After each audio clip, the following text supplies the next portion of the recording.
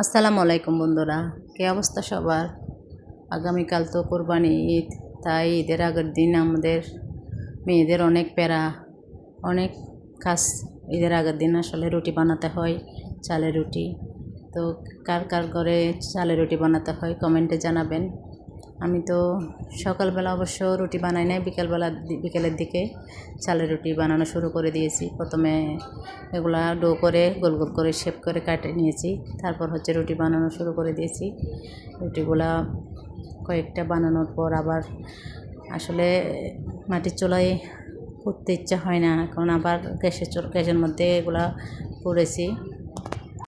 তো একদিকে আমি আর আমার শাশুড়ি রুটি বেলতেছি। রুটিগুলা বেলার পর আবার এদিকে আমার মেজো আপু গ্যাসের মধ্যে এই রুটিগুলা পড়তেছে। আসলে কোরবানি ঈদের কাজগুলো সবাই মিলেমিশে করাটা একটা আনন্দের ব্যাপার। সবাই মিলেমিশে করলে কাজটা তাড়াতাড়িও হয়, ওখানের মধ্যে একটা মজাও আছে।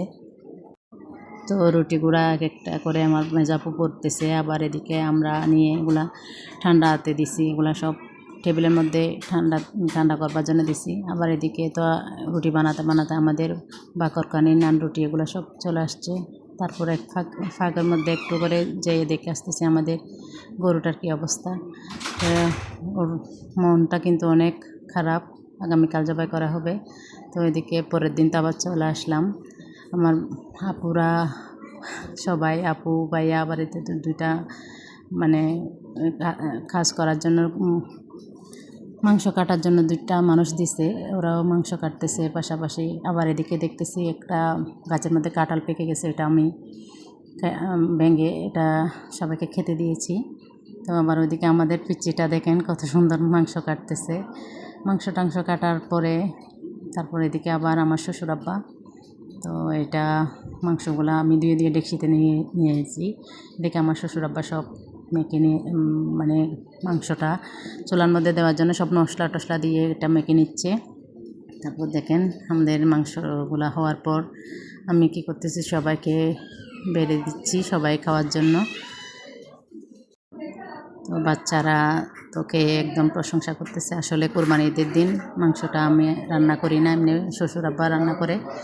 তো সবাই খেয়ে তো একদম প্রশংসায় পঞ্চমুখ।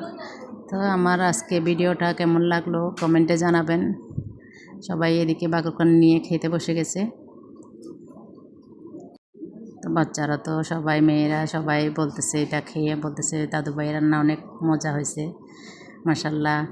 ওরা বলতেছে দাদু ভাইয়ের রান্না তো অনেক মজা। আসলে উনি কোরবানি ঈদের দিন মাংসটা উনিই রান্না করেন।